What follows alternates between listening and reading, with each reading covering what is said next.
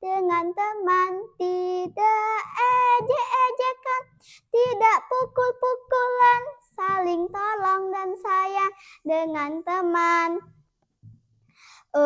Swastiastu. Halo teman-teman, bagaimana kabar teman-teman hari ini?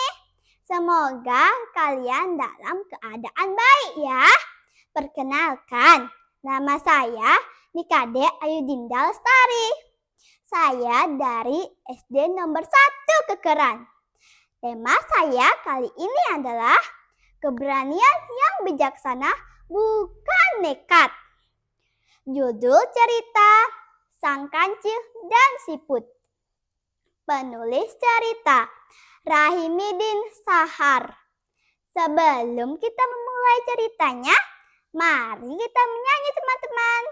1, 2, 3. Si kancil anak nakal, suka mencuri ketimun. Ayo lekas dikurung, jangan diberi ampun. Di dalam hutan yang sunyi, tinggallah seekor kancil yang angkuh dan sombong.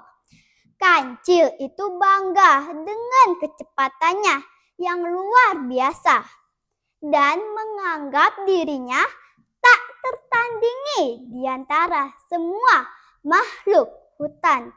Namun, kesombongannya itu akhirnya dipatahkan dalam suatu perlombaan. Suatu hari, kancil menertawakan siput yang kecil dan lambat. Siput itu kemudian menantang kancil untuk lomba lari. Kancil yang sombong, aku akan membuktikan padamu bahwa kecepatan bukan segalanya, kata siput dengan tegas. Setelah mendengar ucapan kancil yang mencemoohnya kecil dan lambat, siput pun menantang kancil untuk lomba lari. Kancil tersenyum meremehkan siput. Kau tidak mungkin bisa mengalahkanku, siput lambat.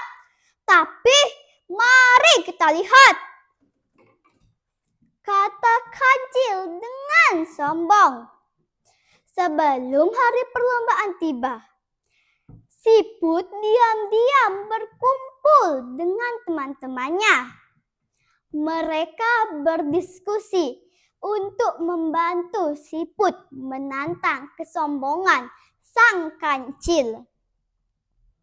Teman-teman siput terlihat sama persis antara satu dengan yang lainnya. Teman-teman siput ini akan bersembunyi di sepanjang jalur lintasan balap lari dan keluar ketika mendengar langkah kaki sang kancil. Di hari perlombaan tiba, siput dan kancil bersiap di garis start. Aku akan mengalahkanmu, siput lambat, kata kancil dengan nada mengejek. Tidak, kancil, kita akan melihat siapa yang tertawa terakhir, kata siput sambil tersenyum. Di garis awal lomba, kancil dengan sombongnya sudah berlari kencang meninggalkan siput. Namun, setiap kali kancil sudah merasa meninggalkan siput jauh di belakangnya, tiba-tiba siput muncul di depannya. Kancil menambah kecepatan larinya. Namun, di setiap tikungan dan setiap dia merasa unggul, tiba-tiba saja siput muncul di depannya. Hah! Bagaimana mungkin?